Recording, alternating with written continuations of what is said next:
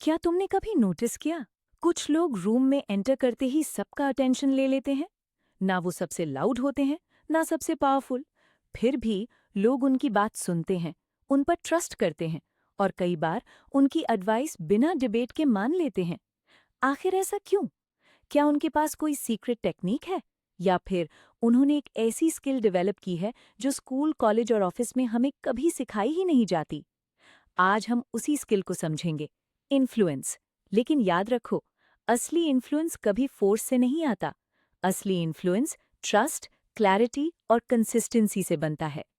एक छोटे शहर में दो टीचर्स थे। पहला टीचर क्लास में आते ही कहता, सब चुप, मेरी बात ध्यान से सुनो। दूसरा टीचर क्लास में आकर पहले स्टूडेंट से पूछता, आज तुम लोग किस प्रॉब्लम का सल्यूशन ढूंढना चाहते हो? पहले टीचर को डिसिप्लिन मिलता था, दूसरे टीचर को रिस्पेक्ट। कई साल बाद स्टूडेंट्स को पहले टीचर के रूल्स याद नहीं थे, लेकिन दूसरे टीचर की बातें उनकी जिंदगी का हिस्सा बन चुकी थीं। डिफरेंस नॉलेज का नहीं था, डिफरेंस कनेक्शन का था। इन्फ्लुएंस क्या है? इन्फ्लुएंस का मतलब किसी को कंट्रोल करना नहीं।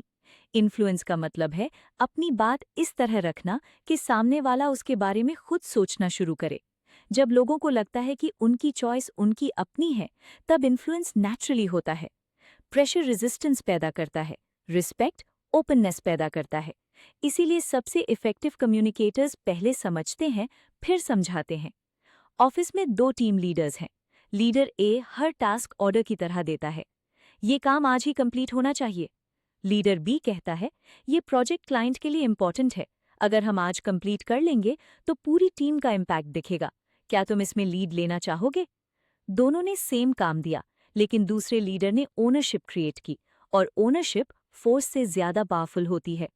पेरेंट्स अक्सर कहते हैं, फोन मत यूज करो। Result resistance. अगर वही बात इस तरह कही जाए, तो चलो 1 घंटा फोन साइड में रखते हैं और साथ में वॉक करते हैं, तो डिसीजन में पार्टिसिपेशन आ जाता है। इन्फ्लुएंस तब बढ़ता है जब सामने वाला रिस्पेक्ट फील करता है। The impact framework. I, intention. पहले खुद से पूछो, मैं इन्फ्लुएंस क्यों करना चाहता हूँ? Aim, meaning. सामने वाले के लिए इस बात का क्या मीनिंग है? P, presence. सिर्फ वर्ड्स नहीं, तुम्हारी बॉडी लैंग्वेज भी मैसेज देती है। ए, आस्क। एडवाइस देने से पहले क्वेश्चंस पूछो। सी, कनेक्ट। कॉमन ग्राउंड ढूंढो। T, trust. ट्रस्ट बिल्ड करो। ट्रस्ट के बिना इन्फ्लुएंस टेम्पररी होता है। 7 day influence challenge. Day 1, 3 conversations में पहले क्वेश्चन पूछो। डे 2, एक बार किसी की बात कंप्लीट होने दो।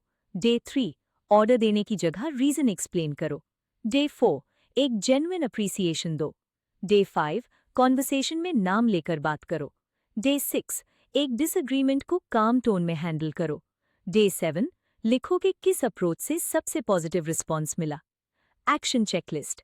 मैंने आज बिना इंटरप्ट किए सुना, मैंने ऑर्डर की जगह एक्सप्लेनेशन दिया, मैंने एक थॉटफुल क्वेश्चन पूछा, मैंने बॉडी लैंग्वेज पर ध्यान दिया, मैंने ट्रस्ट बिल्ड करने की कोशिश की।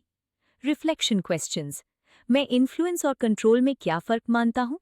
क्या लोग मेरी बात इसलिए मानते हैं क्योंकि उन्हें मजबूरी होती है, या क्योंकि उन्हें ट्रस्ट होता है? मैं किस सिचुएशन में ज़्यादा कमांड करता हूँ? कल से मैं अपने कम्युनिकेशन में एक क्या बदलाव लाऊंगा?